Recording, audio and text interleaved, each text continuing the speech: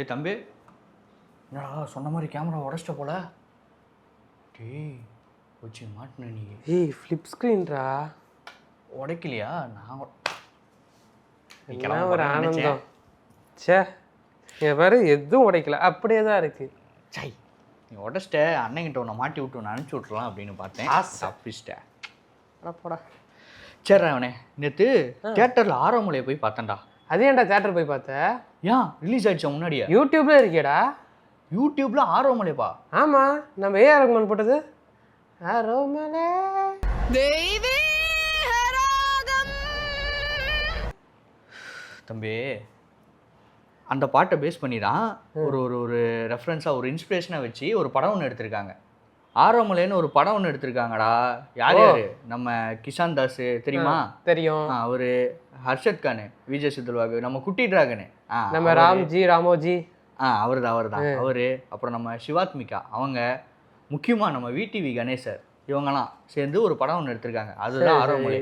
Director யாரு? சாரன் தியாகு அப்படின்னு ஒருத்தர். நல்ல படமா இருக்குடா. சாரன் தியாகு டெபியூ மூவியா? யாரு டெபியூ மூவியா? உங்களுக்கு கொஞ்சம் சத்தமா பேசி, காது கேட்கல. பக்கத்துல தான் உட்காந்துருக்க, இருந்தாலும் காது கேட்கல. வயசாயிடுச்சுடா இவனே எனக்கு. அதானே, பேரன் பேத்தியெல்லாம் பார்த்தா எப்படி காது கேட்கும். சரி, அதான் அந்த படம் பார்த்தேன் நான். என்ன படம்? படம் பேர் சொல்லு. ஆரோமலை. அந்த படம் பார்த்தேன். அந்த படம் எப்படி இருக்கு அப்படின்னு உங்கள்கிட்ட ஷேர் பண்ணணும் எனக்கு தோணுது. ஷேர் பண்ணு. யா அதுதான். இரு. யா என்ன பண்ற? ப்ளூடூத் ஆன் பண்றேன், ஷேர் பண்ணிடு. ஜோக். டேய், அதாவது ஃபர்ஸ்ட் ஒரு காமெடி போட்டேன், இந்த ஆரோமலை காமெடி. அங்கேயே உன்னை எந்திரிச்சு போக சொல்லியிருக்கணும். இந்த ப்ளூடூத் காமெடி அவாய்ட் பண்ணி உட்கார்றா. ஒரு படம் ஒன்று பாட்டுட்டு வந்திருக்கேன்டா, ஷேர் பண்ண விடுங்கடா. அதுதான் ப்ளூடூத் ஆன் பண்றேன், கேட்க. சரி, வாட்ஸ்அப்ல ஷேர் பண்றியா? படத்தை பற்றி பேசுவோம், டிஸ்கஸ் பண்ணுவோம். ஓகேவா? ஓகே. ஓகே. அதாவது இந்த படத்தோட ஒன்லைன் என்ன, இந்த படத்தோட கதை என்ன அப்படின்னா, நம்ம ஹீரோ கிஷான் தாஸ் இருக்காரு. சரி. படத்தோட ஃபர்ஸ்ட் சீன்லேயே பார்த்தீங்கன்னா ஒரு படம் ஒன்று பார்க்குறாரு. என்ன படம்? என்னை தாண்டி வருவாயா படம் பார்க்குறாரு. நான் வேற படம் நினச்சிட்டேன். உதவி. அந்த படம் பார்த்ததுக்கப்புறம் அவருக்குள்ள ஒரு ஒரு ஒரு ஒரு விஷயம் ஒன்று எந்திரிக்குது. இது காதலா? உடனே நம்ம காதல் பண்ணோம், இமீடியட்டாக நம்ம காதல் பண்ணோம் அப்படின்னு அவருக்கு தோணுது. உன்ன மாதிரி எல்லாரும் மாதிரியும். அதனால் அவர் என்ன பண்ணுறாரு, பார்க்குற எல்லாரையும் காதல் பண்ணுறாரா. ஒரு பொண்ணு பேசுனாலே காதல் பண்ணுறாரா. அப்படி இருக்கப்போ அது எப்படி வழங்கும்? அது மனித இயல்பாச்சு. உன் இயல்பு, மனித இயல்பு இல்லை, சரியா? ஸோ அந்த மாதிரி சின்ன சின்ன லவ்லாம் பண்ணுறாரு. அந்த லவ்லாம் ஃபெயிலியர்லேயே போகுது. ஒரு முக்கியமான விஷயம் என்னென்னா, படம் பார்த்துட்டு இதில் வர மாதிரி தான் லவ் இருக்கும் அப்படின்னு சில பேர் நினச்சிப்பாங்க இல்லையா? அந்த மாதிரி ஒரு கேரக்டர் தான் இவர். பட் இது உன்ன மாதிரி. எதை சொன்னாலும் நீ என்ன மாதிரின்னு சொல்லிடு, சரி ஓகே. பட் சில பேருக்கு வந்து ரியாலிட்டி அப்படிங்கிற விஷயம் என்னன்னு தெரியாது. அந்த கேரக்டரில் தான் இவர் வந்து நடிச்சிருக்காரு. ஒரு லவ்னா இப்படி தான் இருக்கும், நம்ம படத்தில் பார்க்குற மாதிரி தான் லவ் இருக்கும் அப்படின்னு நினச்சிட்டு லவ்லாம் பண்ணுறாரு. ஆனால் அவர் லவ் பண்ணுறப்போ அந்த லவ் வந்து டோட்டலாக டிஃப்ரெண்ட்டாக இருக்குது. அதில் அவர் ரொம்ப கஷ்டப்படுறாரு. இவருக்கு லவ்ங்கிற விஷயம் செட் ஆச்சா இல்லையா, இவர் யாரை கடைசியாக கல்யாணம் பண்ணார் அப்படிங்கிறது தான் இந்த ஆரோமலை. யாரை பண்ணாருன்னா கிளைமேக்ஸில் உனக்கு தெரியும் அவர் யாரை பண்ணார் அப்படின்னு. சரியா? தெரியணும்னா படம் போய் பாரு. டிக்கெட் வாங்கிட்டு நீ படம் பார்க்காத, நான் சொல்கிறேன், அது மட்டும் போதும். மக்கள் போய் படம் பார்த்துக்கிட்டோம், சரியா? அப்போ நான் படம் பார்க்கக்கூடாது. சரி, நான் உங்கள்கிட்ட ஃபன்னாக தான் பேசிகிட்டு இருந்தேன். அந்த டைட்டில் ரிலீஸ் பண்ணுறதுக்கு ஒரு ப்ரோமோ மாதிரி விட்டாங்க, அதை பார்க்கும்போதே கொஞ்சம் ஃபன்னாக இருந்துச்சு. ஆமாம். அப்புறம் ட்ரெய்லர் ரிலீஸ் பண்ணாங்க, அதை பார்த்தேன். அது நல்ல காமெடியாக இருந்துச்சு. நீ அந்த படத்தோட பாசிட்டிவ்ஸ் இல்லை ஃபஸ்ட்டு, அப்புறமா பார்க்கலாம். ஓகே. அந்த நீ ஃபஸ்ட்டு சொன்னீங்களே, அந்த டைட்டில் ரிலீஸ் பண்ணுறப்போ சும்மா ஃபன்னாக நம்ம ஹர்ஷத்தும் நம்ம கிஷான் தாஸும் ஒரு ஃபன் மாதிரி பண்ணியிருப்பாங்க இல்லையா? படம் ஃபுல்லாக அந்த ஃபன் வந்து கண்டிப்பாக இருக்குது. அவங்க ரெண்டு பேர்த்துக்குள்ளே இருக்க அந்த ஒரு வாட் இஸ் தட் கெமிஸ்ட்ரி அப்படின்னு சொல்லுவாங்க இல்லையா, அது ரொம்ப பர்ஃபெக்டாக ஒர்க் ஆயிருக்கு. இது ஃபிசிக்ஸ் இவனை கொன்னுடலாமா? ஃபிசிக்ஸ் ஒர்க் ஆகோட அவனே. ஃபிசிக்ஸில் நான் ஃபெயில்ஸ், அதெல்லாம் விட்டுரு. கெமிஸ்ட்ரி மட்டும் நம்ம பார்ப்போம். சரி ஓகே. ஹர்ஷத் கான் வந்து நிறைய காமெடி பண்ணியிருக்காரு. பட் இதெல்லாம் வந்து ஏதோ ஒரு சின்னதாக ஒரு விஷயம் என்ன தோணுச்சுன்னா, ரிப்பீட் பண்ணுறாரோ அப்படிங்கிற மாதிரி தோணுச்சு. ஏன்னா அதெல்லாம் வந்து நம்ம ஆல்ரெடி விளாக்லேயே பார்த்துட்டுமே, அந்த காமெடி தான் இங்கே வந்து போட்டிருக்காரு அப்படிங்கிற மாதிரி சில இடத்துல தோணுச்சு. பட் சில இடம் தான், மற்ற நிறைய இடத்துல காமெடி வந்து ரொம்ப சூப்பராகவே ஓகே இருக்குது. அண்ட் அதை தாண்டி இன்னொரு கெமிஸ்ட்ரி என்னென்னா, நம்ம ஹீரோ ஹீரோயின் அவங்களோட கெமிஸ்ட்ரி பற்றி பேசணும். நம்ம கிஷான் தாஸாக இருக்கட்டும், நம்ம சிவாத்மிகா, அவங்க ரெண்டு பேராக இருக்கட்டும், கெமிஸ்ட்ரி அப்படிங்கிற விஷயம் ரொம்ப சூப்பராக இருக்குது. ஒரு லவ்வாக இருக்கட்டும், இல்லை அவங்க ஃபர்ஸ்ட் ஹாஃபில் பார்த்தீங்கன்னா ரெண்டு பேரும் சண்டை போட்டுகிட்டே இருப்பாங்க. ஒரு லிட்டரலாக எந்த மாதிரியான கேரக்டர்னால், நம்ம சிவாத்மிகாவுக்கு கீழே வேலை செய்கிறவங்க தான் நம்ம கிஷான் தாஸ், அதாவது இவங்களோட பாஸ் அப்படிங்கிற மாதிரி சொல்லலாம். அந்த பாஸ்க்கும் அவங்களுக்கு கீழே ஒர்க் பண்ணுற அந்த ஒரு எம்ப்ளாய்க்கும் ஒரு சின்ன சின்ன சண்டை நடக்கும் இல்லையா, ஒரு மோதல் ஒன்று நடக்கும் இல்லையா, அந்த ஒரு ஃபைட்லாம் வந்து ரொம்ப சூப்பராகவே இருந்தது. அந்த இடத்துலையும் பார்த்தீங்கன்னா அந்த கெமிஸ்ட்ரிங்கிற விஷயம் பர்ஃபெக்டாக இருந்தது. அண்ட் செகண்ட் ஹாஃபில் பார்த்தீங்கன்னா அஃப்கோர்ஸ் லவ், அந்த இடத்துலையும் பார்த்தீங்கன்னா 2 பேரோட லவ்வும் ரொம்ப சூப்பராகவே இருந்தது. சில சீன்ஸ்லாம் வந்து கண்டிப்பாக புதுசாக இருந்தது. ஓகே இந்த லவ் சீன் நல்லா இருக்குது அப்படிங்கிற மாதிரி நிறைய லவ் சீன் வந்து புதுசாக இருந்தது. அண்ட் இவங்களுக்கு பார்த்தீங்கன்னா ஒரு பேக் ஸ்டோரி ஒன்று இருக்கும். நம்ம சிவாத்மிகா இவங்க ஆல்ரெடி ஒரு லவ் ஃபெயிலியர் ஆகி அவங்கள வந்து இவங்க இது பண்ணுற மாதிரி ஒரு சின்ன சின்ன சீன்லாம் இருக்கும். அதெல்லாம் கண்டிப்பாக நல்லா இருந்தது. அண்ட் அதையும் தாண்டி விடிவி கணேஷ் சாரோட கேரக்டர் சின்ன சின்ன ஃபன்லாம் அவரும் பண்ணுறாரு, அவரோட ரோலும் கண்டிப்பாக நல்லா இருந்தது. ஒரு முக்கியமான இம்பேக்ட் பண்ணக்கூடிய ஒரு கேரக்டராக இருக்கும் அப்படிங்கிற மாதிரி ஸ்டார்டிங்கில் காட்டப்பட்டது. பட் போக போக அது அப்படி இருந்ததா அப்படிங்கிறத நம்ம இந்த டாபிக் வந்து நெகட்டிவில் பேசலாம். ஏன்னா நம்ம விடிவி கணேஷ் சார் அவரை பற்றி, பட் அவரோட கேரக்டராக ரொம்ப நல்ல ஒரு கேரக்டர், ஒரு ஃபன்னாகவும் இருக்கும், ஒரு எமோஷ்னலாக பேசுகிறப்போ ஓகே கரெக்டு அப்படிங்கிற மாதிரி இருக்கும். ஸோ ஒரு 2 விதமான விஷயத்தை வந்து அவர் ஹேண்டில் பண்ணியிருக்காரு. லிட்டரலாக பார்த்தீங்கன்னா டாடா படத்தில் ஒரு ரோல் பண்ணியிருப்பார். அது காமெடின்னு சொல்ல முடியாது, ஒரு முக்கியமான கேரக்டர் அப்படிங்கிற மாதிரியும் இது பண்ண முடியாது. பட் கரெக்டான ஒரு ரோலாக இருக்கும். அந்த மாதிரி இந்த படத்தில் ஒரு ரோல் பண்ணியிருக்காரு. அண்டு எல்லாருமே நம்ம கிஷான் தாஸோட அப்பா அம்மா அவங்க 2 பேரும் சரி, நம்ம ஹீரோயினோட தாத்தா ரோல் ஒருத்தர் பண்ணியிருப்பார் அவரும் சரி. ஸோ மற்றபடி படத்தில் இருக்க எல்லாருமே சரி ஒரு முக்கியமான ரோல் பண்ணியிருக்காங்க அப்படின்னு சொன்னால் அந்த ரோலுக்கு என்ன பண்ணணுமோ எப்படி நடிக்கணுமோ கரெக்டாக பர்ஃபெக்டாக நடிச்சிருக்காங்க. ஸோ அந்த வகையில் அந்த ஆக்டர்ஸ் கிட்ட ஆக்டிங் வாங்கணும் அப்படிங்கிற ஒரு விஷயம் இருக்கு இல்லையா, அதை வந்து இந்த படத்தில் டேரக்டர் கண்டிப்பாக சூப்பராகவே பண்ணியிருக்காரு அப்படின்னு சொல்லலாம். அண்டு அடுத்த பாசிட்டிவ் என்னென்னா மியூசிக் நம்ம சொல்லலாம். சித்துக்குமார் அவர் தான் பண்ணியிருக்காரு.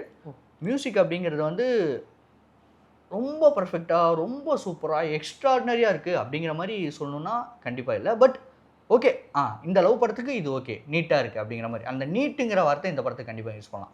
மியூசிக்குங்கிறது ஓகே நல்லா இருக்குது, சூப்பராக இருக்குப்பா, ஓகே இந்த இடத்துல கரெக்டாக போட்டிருக்காங்க, அடுத்து இங்கே கொஞ்சம் லோவாக போதா, ஓகே இங்கே கரெக்டாக போட்டிருக்காங்க, இந்த ஒரு சாங் ஒன்று இருக்கா, ஓகே ஒரு மாண்டேஜாக போகிறப்போ ஒரு நல்ல சாங்காக இருக்குது அப்படிங்கிற மாதிரி சாங்கும் எல்லாமே கரெக்டாக இருக்குது. ஸோ ஒரு நீட்டாக இந்த கதைக்கு என்ன தேவையோ நம்ம சித்துக்குமார் மியூசிக்காக போட்டு கொடுத்துருக்காரு. ஸோ மியூசிக்குங்கிற விஷயம் இந்த படத்துக்கு ஓகேவாக இருக்குது. சரி, நீ விண்ணை தாண்டி வருவாயா படம் பார்த்து தான் அந்த படமே ஆரம்பிக்குதுன்னு சொல்கிற. எனக்கும் விண்ணை தாண்டி வருவாயா ரொம்ப பிடிக்கும். விஆர் மாலில் மாதத்துக்கு ஒரு டைம் போய் பார்த்துருவேன் தேட்டரில். காசு கொடுப்பியா? காசு கொடுப்பியா? நம்ம காசுடா, காசு கொடுப்பியா? வெளியே சொல்ல, நாம் இப்போ காசு கொடுத்துருக்கோம். சரி ரிவ்யூவர்ஸ்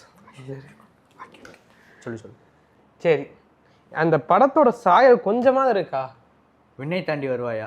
அதாவது அந்த படம் அளவுக்கு இருக்கா அப்படின்னு கேட்குறேன். ஆமாம், நானும் ஃபஸ்ட்டு சீனை பார்த்துட்டு அப்படி தாண்டா இவனை எதிர்பார்த்தேன். ஓகே சூப்பராக ஒரு விண்ணை தாண்டி வருவாயா படத்தை வச்சு ஆரம்பிக்கிறாங்க, படம் சூப்பராக இருக்கும் அப்படிங்கிற மாதிரி நினச்சி உட்காந்தேன். ஃபர்ஸ்ட் ஆஃப்லாம் கொஞ்சம் ஓகேவாக தான் போச்சு. முக்கியமான விஷயம் மறந்துட்டேன்டா இவனே. என்னது? நம்ம தலைவன் சிம்பு வாய்ஸ் கொடுத்துருக்காப்புல, ஃபஸ்ட்டு சீன்லேயும் கிளைமேக்ஸ்லேயும் வாய்ஸ் கொடுத்துருக்காப்புல. அதை பார்க்குறப்போ ஓகே படம் இன்னும் வேறு லெவலில் இருக்க போகுது. அப்புறம் என்ன முடிஞ்சிச்சுல, படமே முடிஞ்சிச்சுல. படம் முடிஞ்சிருச்சு, கதையை உனக்கு சொல்லணும்ல, இப்போ நீ கேட்ட கேள்விக்கு பதில் சொல்லணும்ல. அந்த மாதிரி விண்ணை தாண்டி வருவாய் அளவுக்கு இருக்குமா அப்படின்னு நீ கேட்டீங்கன்னா கண்டிப்பாக இல்லை, கொஞ்சம் கூட இல்லைடா. அதாவது கதை அப்படின்னு ஒரு விஷயம் ஆரம்பிக்குது, ஒரு 10-20 நிமிஷத்துக்குள்ளே கதைக்குள்ளே போயிட்டாங்க, இதுதான் அப்படின்ட்டு நம்ம ஃபாலோ பண்ணி போகிறோம்னா இது இல்லை இன்னொன்று அப்படின்னு ஒரு விஷயத்த காட்டுறாங்க. சரி ஓகே இதுதான் கதை போல் நம்ம இதோட ட்ராவல் பண்ணி போகலாம் அப்படின்னா இதுவும் இல்லை இன்னொன்று இன்டர்வலில் ஒரு விஷயத்த சொல்கிறாங்க. இதுதான் கதையா, ஓகே இதை நம்ம ஃபாலோ பண்ணலான்னா அந்த இன்டர்வலில் வந்த ஒரு விஷயமும் செகண்ட் ஹாஃபில் ஃபாலோ ஆகலை. அப்போ என்ன தான்டா கதை அப்படின்னா அப்படி இப்படின்னு கொண்டு போய் ஒரு இடத்துல முடிச்சிட்டாங்க. இதுதான் படமாக இருக்குது.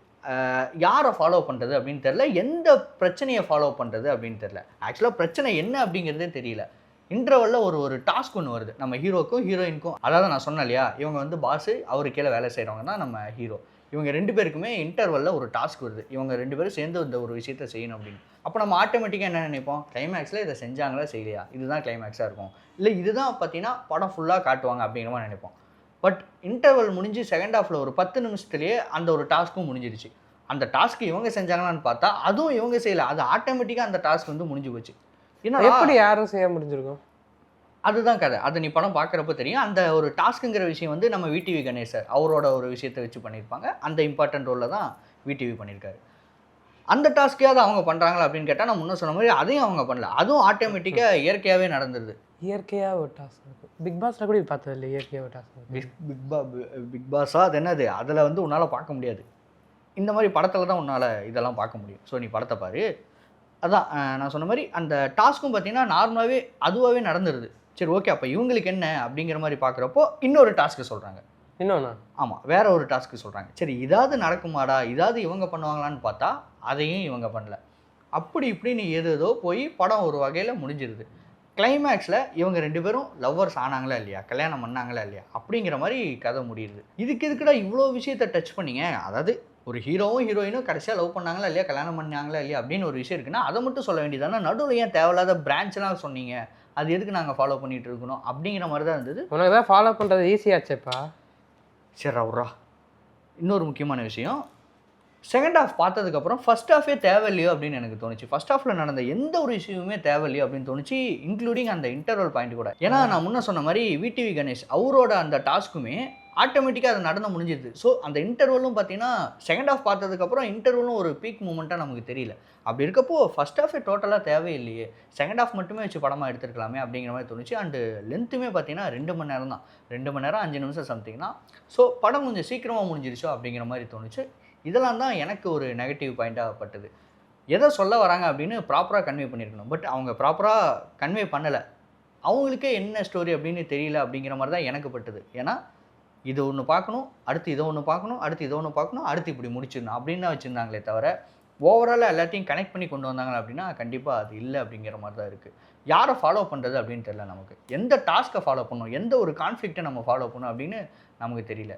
அண்ட் இன்னொரு விஷயம் என்னென்னா, ஹீரோ ஹீரோயின் அவங்க 2 பேர்த்தோட அந்த சீன் எல்லாமே சூப்பராக இருந்தது. அவங்க 2 பேரும் சேருவாங்களா சேர மாட்டாங்களா அப்படிங்கிற விஷயம்லாம் நல்லாவே இருந்தது. அண்டு ஹீரோயினுக்கு இருந்த பேக் ஸ்டோரி வந்து அவங்க சொன்னாங்களா அப்படின்னா அதையும் சொல்லலை. ஹீரோயின் ஏன் இப்படி ஒரு கேரக்டரில் இருக்காங்க, ஹீரோயினுக்கு என்ன தான் பிரச்சனை அப்படின்னு நமக்கு சொன்னால் தான் நமக்கு கன்வே ஆகும். பட் அதையும் அவங்க சொல்ல, ஹீரோயினுக்கு ஒரு பிரச்சனை இருக்குப்பா, சரி ஓகே என்னன்னு சொல்ல, அப்போ தானே எனக்கு புரியும்னா இல்லை, அதை காட்டவே இல்லை கடைசி வரைக்கும்.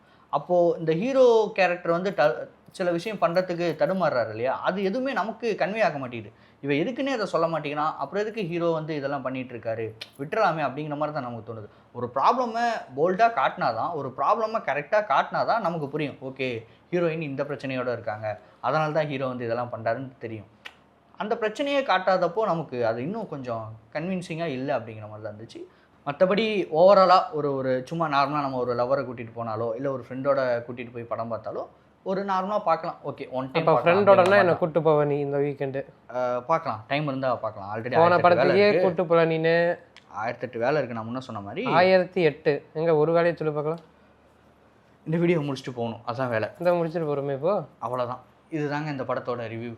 படம் பார்க்கணுமா வேணாமா அப்படிங்கிறத நீங்கள் முடிவு பண்ணிக்கங்க. கண்டிப்பாக இந்த படம் வந்து ஒன் டைம் வாட்சபிள். நான் முன்ன சொன்ன மாதிரி நீங்கள் ஃப்ரெண்ட்ஸோட போய் பார்க்கலாம், லவரோட போய் பார்க்கலாம், ஹஸ்பண்ட் அண்ட் ஒய்ஃப் அவங்க கூட போய் பார்க்கலாம். சின்ன சின்ன லவ் மூமெண்ட்ஸ்லாம் ரொம்ப நல்லாவே இருக்குது. சின்ன சின்ன அந்த லவ் அட்வைஸ் இதெல்லாம் பார்த்தீங்கன்னா ரொம்ப நல்லாவே இருக்குது.